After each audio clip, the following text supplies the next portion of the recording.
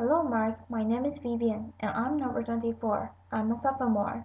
This is a speech from Megan Washington. Why I live in mortal dread of public speaking. I didn't know when I agreed to do this whether I was expected to talk or to sing. But when I was told that the topic was language, I felt that I had to speak about something for a moment. I have a problem. It's not the worst thing in the world. I'm fine, I'm not on fire. I know that other people in the world have far worse things to deal with. But for me, language and music are inextricably linked through this one thing. And the thing is that I have a stutter. It might seem curious given that I spend a lot of my life on the stage. One would assume that I'm comfortable in the public sphere and comfortable here, speaking to you guys, but the truth is that I've spent my life up until this point, and including this point, living in mortal dread of public speaking. Public singing, whole different thing, laughter. But we'll get to that in a moment. I've never really talked about it before so explicitly. I think that that's because I've always lived in hope that when I was a grown-up I wouldn't have one. I sort of live with this idea that when I'm grown I'll have learned to speak French, and when I'm grown I'll learn how to manage my money, and when I'm grown I won't have a stutter, and then I'll be able to public speak, and maybe be a prime minister, and anything's possible, and laughter. So I can talk about it now because I've reached this point, where I'm 28. I'm pretty sure that I'm grown now. Laughter. And I'm an adult woman who spent her life as a performer, with, with a speech impediment, so I might as well come clean about it. There are some interesting angles to having a stutter. For me, the worst thing that can happen is meeting another stutterer. Laughter. This happened to me in Hamburg when this guy we met and he said, "Hello, my name is Joe."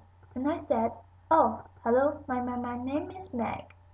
Imagine my horror when I realized he thought I was making fun of him. Laughter. People think I'm drunk all the time. Laughter. People think that I've forgotten their name when I hesitate before saying it. And it is a very weird thing, because proper nouns are the worst. If I'm going to use the word Wednesday in a sentence, and I'm coming up to the word, and I can feel that I'm going to stutter or something, I can change the word to tomorrow, or the day after Tuesday, or something else.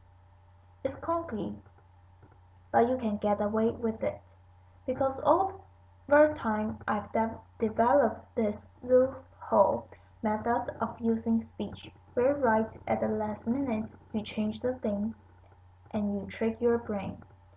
But with people's names, you can't change them. Laughter. When I was singing a lot of jazz, I worked a lot with a pianist whose name was Steve. As you can probably gather, and together or independently are my kryptonite, so I would have to introduce the band over this rolling vent. And when I got around to Steve, I'd often find myself stuck on the "st", and it was a bit awkward and uncomfortable, and it totally kills the vibe.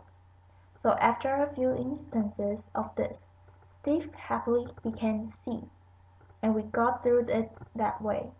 Laughter.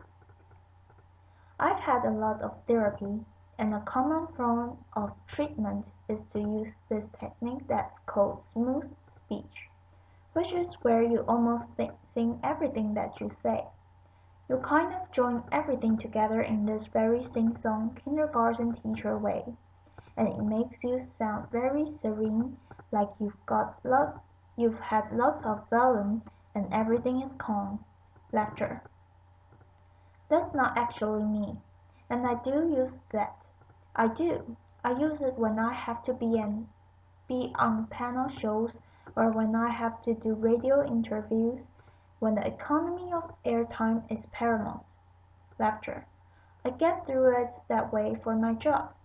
But as an artist who feels that their work is based solely on a platform of honesty and being real, that feels often like cheating. Which is why before I sing, I wanted to tell you what singing means to me. It's more than making nice sounds, and it's more than making nice songs. It's more than feeling known or understood. It's more than making you feel the things that I feel. It's not about mythology or mythologizing myself to you. Somehow, through some miraculous syn- synaptic synaptic function of the human brain, it's impossible to stutter when you sing. And when I was younger, that was a method of treatment that worked very well for me, singing. So I did it a lot, and that's why I'm here today. Applause. Thank you. Singing for me is sweet relief. It is the only time when I feel fluent. It is the only time when what comes out of my mouth is comprehensively exactly what I intended. Laughter.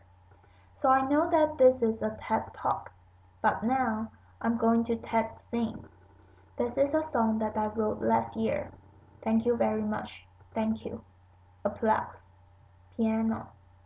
I would be a beauty, but my nose is slightly too big for my face.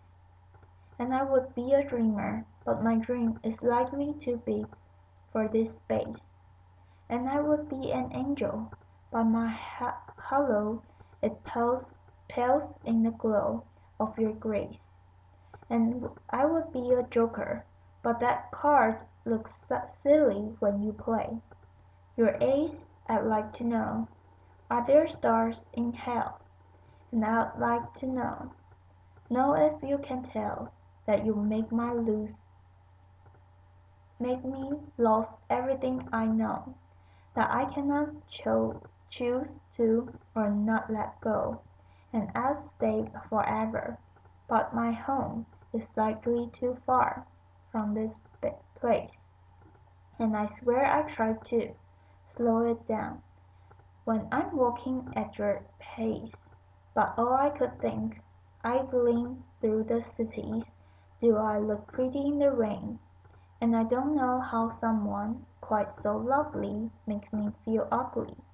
So much shame, and I'd like to know, are there stars in hell? And I'd like to know if you can tell that you make me lose everything I know, that I cannot choose to or not let go. Thank you very much. Applause.